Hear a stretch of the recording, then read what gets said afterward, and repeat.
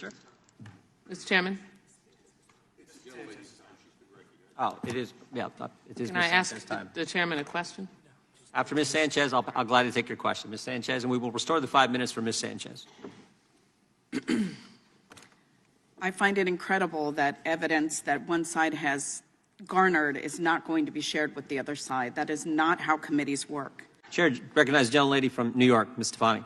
I yield to the chair. Excuse me, Mr. Chair. I think you were going to indulge the Congresswoman from Florida and her point of inquiry. The gentlelady from Florida is recognized. Thank you. Thank you, Mr. Chairman. It's my understanding that... You're making a point of order? No, I'm asking you a question. Okay. A point of inquiry. Okay. It's my understanding that the minority in this committee under the rules is entitled to the same testimony, information, documents that the majority is entitled to. So, I mean, I'm not aware that you're able to withhold information from the minority that we would need to use to prepare for a... When it comes to whistleblowers, you're not. And I would just remind the committee, remind everyone, look, when it comes to whistleblowers, you are not. That's not right. It's shocking that the that gentleman... is not right. It's shocking that the gentleman... You talk so much about the whistleblower and the impeachment. It's shocking that the gentleman from New York would state that we had. when you were part of an investigation with an anonymous whistleblower. Mr. Chairman, these individuals Mr. Chairman, haven't been declared I can't hear whistleblowers. 5 people at once. Could we have regular order? Mr. Chairman, Chair recognizes it's... I'm inquiring, and I was not... And I've told you that when it comes to whistleblowers, you are not entitled to it. That's at the discretion of Mr. Allen. Mr. Chairman, these individuals have been determined not to be whistleblowers. These are not whistleblowers. They've been determined by the agency not to be whistleblowers. Are you deciding that they're whistleblowers? Yes, the law decides. Did you not listen to Mr. Levitt's testimony? Did you not read the law? The law decides that they are whistleblowers. His attorney is asserting that they are whistleblowers. The gentlelady from New York. The gentlelady from New York has been recognized. The law has not determined they are whistleblowers. His attorney is just asserting that. Mr. Chairman, I have a sincere point of inquiry. Rule 11, Clause 2. The gentleman is not recognized. I have a question about the rules. Mr. Lynch for 5 minutes. The point of order, a question about the rules. Point of order. State your point of order. The point of order is why does Rule 11, Clause 2, subsection E1A not apply to this subcommittee? I can read for you. Each committee shall keep a complete record of all committee action, which shall include, in the case of a meeting or hearing transcript, a substantially verbatim account of remarks actually made during the proceedings, subject only to some technical things. Such records shall be the property of the House, and each member, delegate, and the resident commissioner shall have access thereto. Why does that not apply? Where is the whistleblower exception in the rules of Congress that says that does not apply? It's the prerogative of the committee to decide. No, it's not.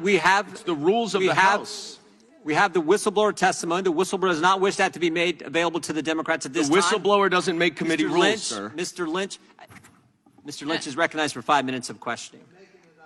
Mr. Chairman, is the ruling of the chair always unquestioned, or do we have a vote on how some of these issues are decided? If you state a proper point of order and there's some kind I just did state a point of order. The gentleman from Massachusetts is recognized for 5 minutes of question. So neither you nor the FBI can help us understand what information you shared and when you shared it. Well, I have provided that information to members of this subcommittee who I believe will take it Well, seriously. no, you've submitted it to the chairman and the committee's staff.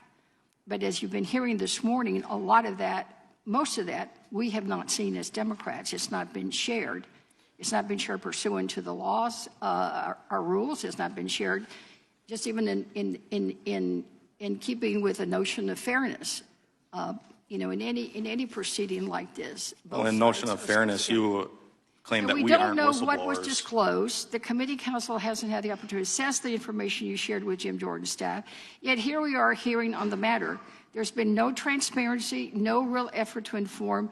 It's just a partisan political stunt that is more interested in attacking the FBI than helping whistleblowers.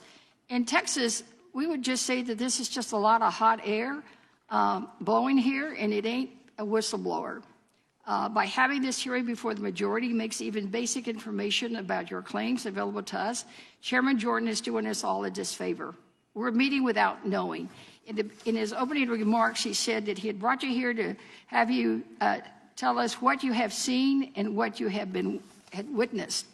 Yet, we really still don't know because you haven't told us anything. I went through your whole witness statement, and there's nothing in there about what you saw or what you heard. That's not true.